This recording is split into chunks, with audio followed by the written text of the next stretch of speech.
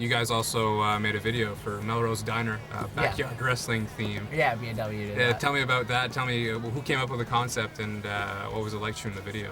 We were talking to a couple people, different people about making that video, and originally I wanted to do like a roller derby thing.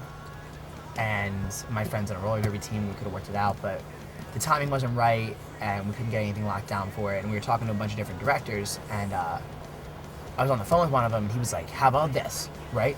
We shoot it in a diner." And I was like, "No, that's derivative and stupid." And he's like, "No, but we'll make it really funny." And I'm like, "Yeah, it'll be just like that Homegrown video. I don't want to do that." And we kept going back and forth with ideas, and I finally was like, "Oh, what if we do backyard wrestling?" And all of a sudden I had all these ideas, and I was spinning them at him. He was like, "Yeah, that sounds really cool." And he was like, "But wait for it. What if we do it in a diner?" I was like, "God damn it, dude. You're not gonna shoot this." The guy that did it has done some of my favorite videos. And I feel like he just realized with the budget that we had, he didn't think a lot was possible. Because we had a very small budget for that. But like everything else in 1 year, we called up all of our friends, and we made a lot happen with a little. And our tour manager, John's part of a backyard wrestling league. And all the wrestlers volunteered their time and their talent. And our friend Charlie Saxton, who's on an HBO series called Hung, 3rd season shooting right now. Watch Hung.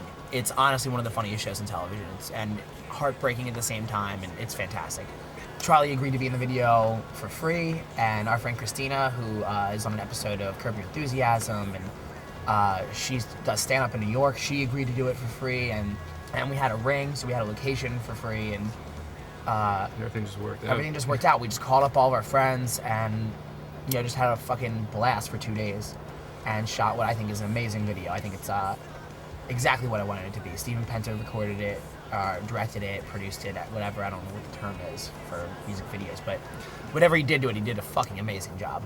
This summer, you guys are about to embark on the punk rock summer camp that is the band's Warped Tour. The entire Warped Tour. Every Warped Tour. Every day. Tell me what it means for you guys to be on a tour like this. I started going to the Warped Tour at 14. I went for the first time, and I was waiting for Less Than Jake to play, and I was so fucking excited for Less Than Jake. That was my band all day. I wanted to see Less Than Jake.